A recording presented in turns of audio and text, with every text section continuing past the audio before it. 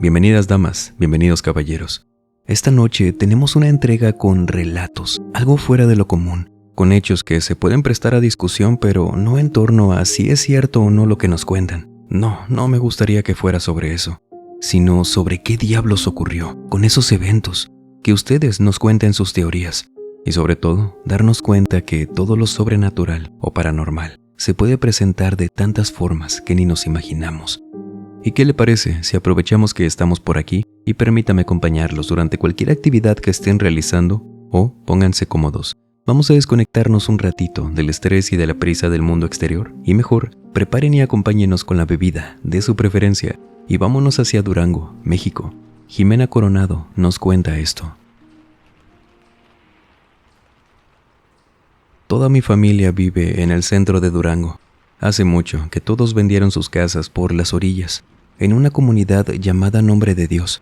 Todos, a excepción de mi tío abuelo, Germán se llama, quien aún vive a día de hoy. Y es que él decía que nunca se acostumbró a la vida en la ciudad. A él le gustaba su pueblo que vivía a las orillas de esa comunidad que les comento. Por eso no vendió su casa. Aunque sí, viene de visita muy seguido, pero él siempre se regresaba hasta su rancho. Y él, hace años, me contó una historia que, para mí, fue algo que jamás en mi vida me pude haber imaginado. Quizás si alguien desconocido o que sí conociera, pero tuviera al menos una pizca de jugar con estos temas, no lo creería. Sin embargo, al habérmelo contado mi tío Germán, yo le decía tío, sí se lo creo por completo. Aunque es difícil, no los culparía si de pronto dicen que les cuesta creer que esto haya sido así. Esto él me cuenta que le pasó cuando apenas la familia se había mudado para acá. Como él vive desde pequeño por aquel rumbo, era muy normal para él estar por allá en las noches completamente a oscuras, ya que cuando le pasó esto, estaba lejos de tener alumbrado a la altura donde estaba su casa. Sí, llegaban los servicios, pero no la luz pública. Entonces él me dijo que fue muy fácil darse cuenta que en ocasiones pasaban cosas que antes no ocurrían. La primera vez que me contó que vio esto fue en el año de 1970, que él estaba fuera de su casa, a punto de irse a acostar, metiendo una ropa solo, ya que él en ese entonces no estaba casado, y su casa era de estas que quedaban muy lejos de algún vecino, y estando en el patio a punto de entrar, dice que voltea rápido hacia el monte porque algo estaba iluminando su casa, que gira rápido y en el cielo estaba pasando algo lento, muy grande y alto por el cielo, pero dejándose ver y notar un color rojo extraño, como una estela saliendo de un objeto que nunca pudo reconocer, pero sabía que la punta de eso era lo que dejaba esa estela. Y no, conforme fueron pasando los años, mi tío dijo que nunca se pareció a nada que hubiera visto antes. Vaya, los tipos de aviones, de naves, todo eso, nada se le parecía. Mi tío decía, parecía como un tipo de medusa. No exactamente, pero por ahí iba su apariencia. Que haber visto eso le impresionó tanto esa noche que apenas pudo conciliar el sueño, ya casi amaneciendo. Porque él decía que le daba entre miedo y emoción volver a ver eso. Había alumbrado tanto que se daría cuenta por su ventana si volvía a pasar. Solo que estuvo esperando por semanas. Pero no, eso no volvió a pasar. Transcurre un mes y medio de eso y cuando él estaba en su cocina, de noche igualmente, vuelve a ver que algo estaba alumbrando de nuevo su patio. Por lo que suelta las cosas que tenía en las manos, sale corriendo y ahí va. De nuevo esa cosa que él no tenía idea si podía ser una nave rara, algo con vida o cualquier cosa. Pero había vuelto a pasar, dejándose ver claramente, muy alto, eso sí, pero se veía sin problema. Mi tío me contó que eso se le apareció ese año unas 7 veces. Siempre era igual. Por más que lo veía, él no dejaba de salir corriendo para ver eso en el cielo.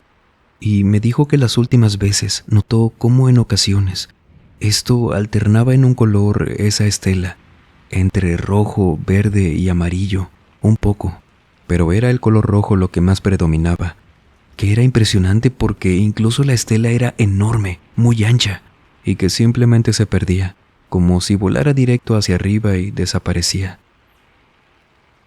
Al siguiente año dijo que le pasó exactamente lo mismo. Lo veía de vez en cuando, y que por más que preguntaba en su pueblo, a sus vecinos, ellos solo le dijeron una vez que sí, un solo vecino, que sí vio cómo una noche se le alumbró muy extraño el patio, pero no salió. Sin embargo, sí vio esa luz. Y eso fue lo más cercano que alguien le dijo que vio lo mismo, pero nada como lo que veía mi tío directamente. Dice mi tío que cuando pasaron 2 años de estar viendo esto, les digo, de manera muy esporádica, que las últimas veces que lo vio, notó que esta cosa iba cada vez más lento, a la misma altura, suponía. Eran solo cálculos con lo que veía, pero se veía igual, solo que más lenta, y ya no parpadeaba, que el tiempo pasó y dejó de ver esa cosa.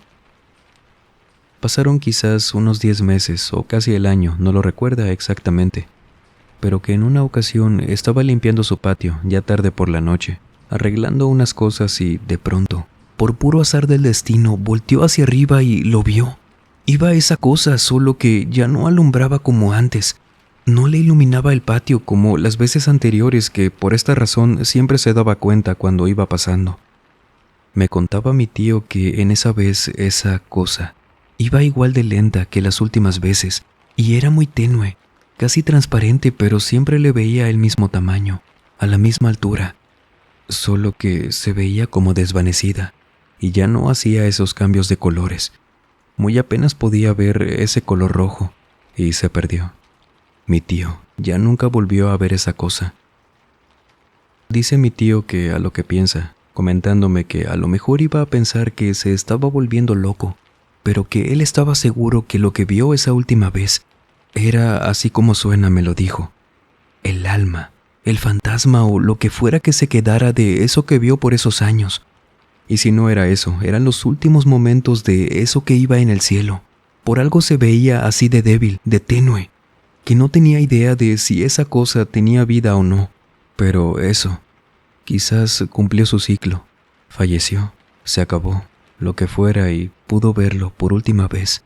Tal vez como nosotros vemos a algunos fantasmas de personas, así transparentes, que se desvanecen. Y sea lo que sea, ya no se volvió a aparecer en el cielo, por el rancho de mi tío. Cuando me contó esto, no supe qué pensar. Sonaba demasiado descabellado, pero pues ¿qué más podía hacer? Hasta yo me puse a buscar sobre proyectos, lo que fuera que pudiera explicarse con algún tipo de nave de prueba en esos años. Pero no, simplemente nada que volara se parecía a eso que describía mi tío. Y fue ahí que comencé a preguntarme si todo lo que está allá afuera de este planeta funcionará como nosotros, que no necesariamente tenga alma, que puede ser que sí, que puede ser que no. Pero ¿y si no? Lo que queda una vez fallece, si es que falleció, ¿algo de esa energía se seguirá manifestando como un fantasma?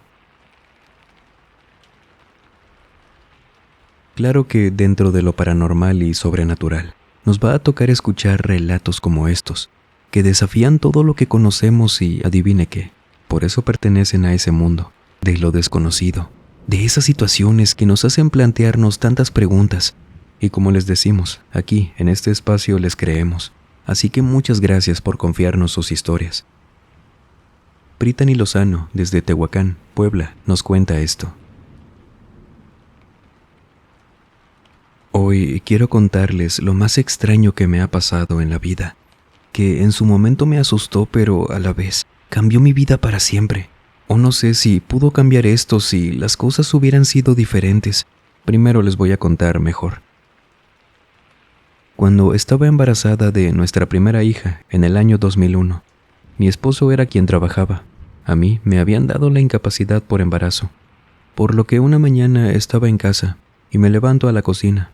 Voy por el pasillo de nuestra casa, que era pequeña, pero la cocina tenía una de estas puertitas que se abre cada una y regresan solas, de esas que solo cubren a la mitad del torso de un adulto para arriba. Y cuando iba por el pasillo, me asustó tanto al ver a mi esposo saliendo de la cocina, por esas puertas. Él ya tenía unas 2 horas en el trabajo, por eso me asusté tanto al verlo salir de repente. Le digo algo molesta que me había espantado y lo estaba regañando por ello cuando él me dice completamente serio, sin verme a los ojos, viéndome el vientre, como si él estuviera más asustado que yo. «Tenemos que ir a consultar, el bebé se está enfermando». Dice esto y se regresa a la cocina, caminando hacia atrás sin voltear, cerrándose esas puertas detrás de él, y yo no podía verlo, aún por debajo de esas puertas que mínimo tenía que haberle visto las piernas. Aún así, corro a la cocina, muy enojada por lo que me había dicho y por haberme asustado cuando entro y estaba completamente sola. No me dio tiempo para nada porque sonó el teléfono de la casa, que justo teníamos uno en la cocina. Lo levanto, contesto y era mi esposo. «Amor, dime por favor que están bien. Me acabo de dormir unos 5 minutos y me desperté bien asustado aquí en la oficina porque soñé que algo muy feo les había pasado en la casa». Él jamás en la vida me había dicho algo relacionado a un sueño, menos hablarme del trabajo para eso. De por sí era muy extraño, aunque todavía peor que coincidiera con lo que justo me había pasado. Y cuando le conté esto, lo que me pasó, me pidió que fuera a consultar, que me alcanzaría en la clínica, que solo pedía permiso y nos veíamos allá. Y yo, por más que estaba asustada por todo eso, no me sentía mal. Le pedí que mejor guardara ese permiso para alguna otra ocasión que lo necesitáramos, que sí iría a consultar. Y ya si me decían algo urgente, que ahora sí fuera para allá. Y a regañadientes, pero aceptó.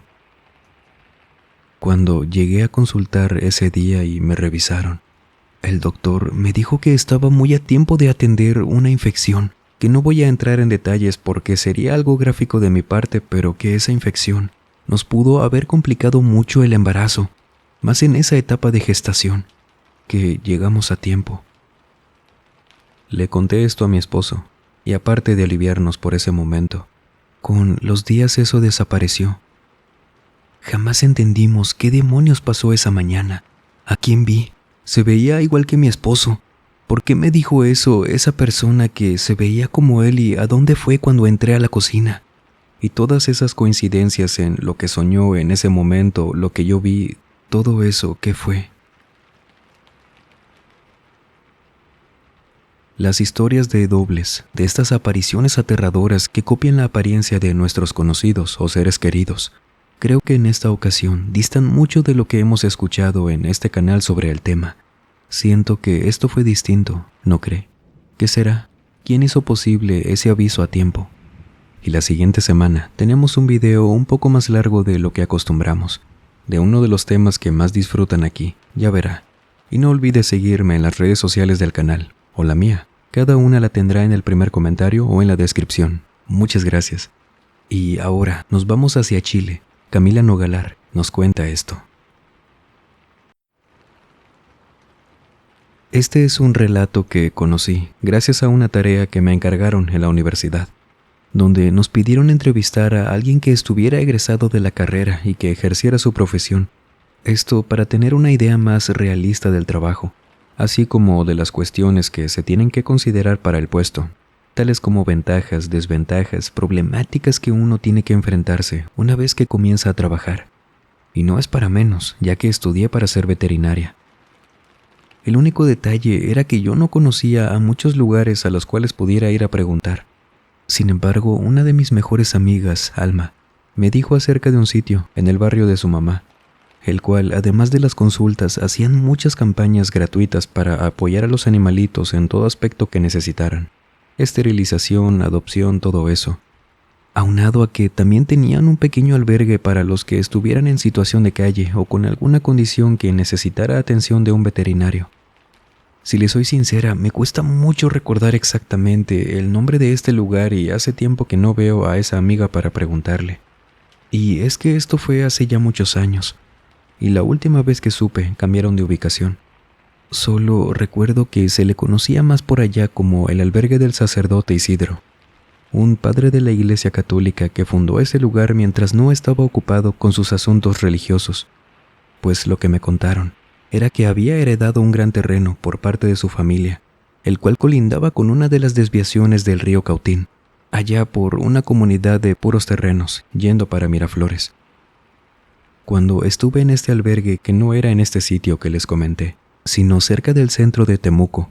Lo que ellos me estaban contando fue de cómo inició ese lugar, y me dijeron que en aquel albergue que ese sacerdote abrió hace mucho, en el 83, en ese río que les dije, la pequeña desviación, era donde solía bañar a los animales que recogía el sacerdote, principalmente perros, con el supuesto pretexto de que aquella agua, según él, tenía condiciones milagrosas que ayudaban con la curación, aunque claramente era una mentira, me decía la señora que me contaba esto, ya que ella sí conoció al sacerdote, y decía que él bromeaba diciendo que no había problema con que las personas supieran la verdad. Esa agua no era milagrosa, que lo supieran no pasaba nada, siempre y cuando no se los dijeran a los animalitos, porque decía que eso les iba a romper la ilusión. Estas eran palabras del padre, que sí quería mucho a los animales, me contaba la mujer. Lamentablemente, el sacerdote falleció en un terrible accidente automovilístico. Esto tomó de imprevisto a todos, tanto de la iglesia, de la comunidad, de ese albergue, sumado a que como no tenía familia, no había quien se hiciera cargo de su fundación. No se podían quedar con ese terreno mucho tiempo porque no les pertenecía, fundación que por sí sola implicaba un gran esfuerzo para sostenerla, tanto de tiempo monetario, de manera que nadie podía hacerse responsable por más que quisieran. Así que comenzaron a poner rápido en adopción a todos los animales que pudieran.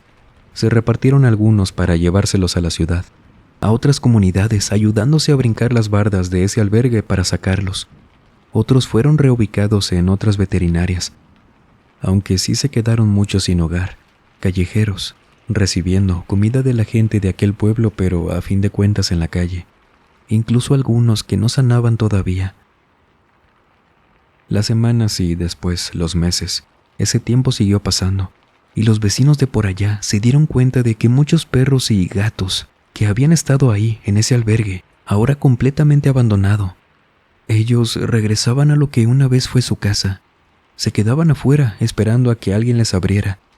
Los vecinos contaban que cuando regresaban ahí, era cuando iban heridos, que parecía que se habían peleado, alguien lamentablemente los había maltratado o hasta algún auto les había pasado por encima. Esto les rompía el corazón a los vecinos, quienes le llamaban a los veterinarios como podían y por eso se dieron cuenta de que todo esto estaba pasando. Ya llegaban algunos veterinarios y veían en la puerta del albergue a estos animales ahí, esperando a que alguien les abriera. Y esto se empezó a hacer frecuente, de que los llamaran para que acudieran por los animalitos. Sin embargo, con el tiempo, cuando llegaban los veterinarios, incluida esta mujer que me estaba contando esto, empezaron a escuchar por parte de los vecinos, cuando llegaban a preguntar y ver que, a diferencia de las veces pasadas, ya no estaban en la puerta del albergue esperando, sino por ahí en la colonia, o cerca de ese pequeño río que se formaba por la desviación del río Cautín. Y lo que los vecinos decían cuando los veterinarios no encontraban a ni un perro o gato herido, era que los animales se metían al agua que en esa parte no era profunda, y se curaban con el paso de los días, solos, justo donde el sacerdote los metía a bañar. Esto, la señora que me lo contaba me dijo que nunca vio directamente a algún animal meterse al agua o curarse por esto, pero sí los llegó a recoger todos mojados. Y los que se llegaron a llevar que los vecinos decían hace menos de un día, ese perro, por ejemplo, que estaban recogiendo para llevárselo y darlo en adopción, el día anterior a que llegaran por él, no podía ni siquiera caminar con las patas de atrás. Nadie sabía cómo se había curado, pero ahí se quedó, cerca del albergue y estaba mojado.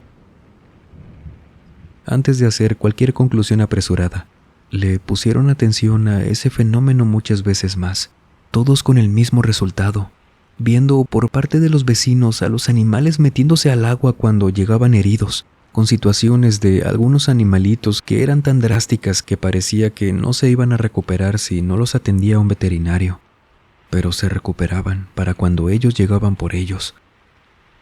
Entonces, por palabras de los vecinos, ese río estaba hecho para que pudiera curar a los animales que, me decía la señora, cada vez eran menos, afortunadamente, quienes llegaban heridos por allá o los callejeros de esa comunidad. Sin embargo, en esos momentos no pudieron poner un centro de atención y adopción como lo era donde estaban ubicados en el centro, Sí, pusieron una veterinaria ahí, pequeña con el tiempo, pero no podía ser un albergue. Nadie podía llegar a adoptarlos en esa ubicación porque no tenía mucha población. Pero pudieron fundarla después de que el sacerdote falleciera. Como les digo, ya para acá, rumbo a la ciudad. Pero era esa misma gente. Y respecto al río, eso siguió pasando. Como les dije, cada vez menos. Había menos perros y gatos callejeros por allá, pero ese no era el punto, sino que esa parte del río se secó. Ya no volvió a pasar agua por ahí y la señora me dijo que para los vecinos, para la comunidad del albergue y para ella, fue como una conclusión para esa parte del río, del sacerdote a lo mejor. Ya se habían llevado a los animales al nuevo refugio, ya habían logrado poner una veterinaria por allá y ya no necesitaban ese río. Este relato sé que mucha gente va a pensar que quizás puede que no haya ocurrido, pero yo confié en esta mujer que me contaba esto muy emocionada y a veces hasta se le quebraba la voz de la emoción. Ella misma me decía que nunca vio nada con sus propios ojos, pero que al llegar a esa comunidad y ver los perros, que los vecinos juraban, estaban muy malheridos horas o un día antes, el encontrarlos sanos le hizo replantearse muchas cosas. Lo paranormal y sobrenatural, como les comenté, puede que en ciertas ocasiones venga de una fuente que para nada infunda temor. La inmensa mayoría de los relatos que contamos por acá son así, dan miedo, es lo cierto. Sin embargo, hay otros relatos que más que miedo nos van a ocasionar intriga, dudas, preguntas y de cierta forma nos hacen aprender sobre lo que ocurre por allá afuera y que aún no tiene explicación. Platíquenos, ¿tiene alguna experiencia así? Sería para mí un enorme placer escuchar su historia por acá. O si usted tiene algún relato para contarnos, por favor, escríbanos a través de cualquier medio que le facilitamos en la descripción o en el comentario fijado. Siempre es un gusto. Y sin más por agregar, les mando un muy fuerte abrazo. Nos vemos en el próximo video. Y el último en salir, por favor, apague las luces y cierre las puertas del mausoleo. Buenas noches.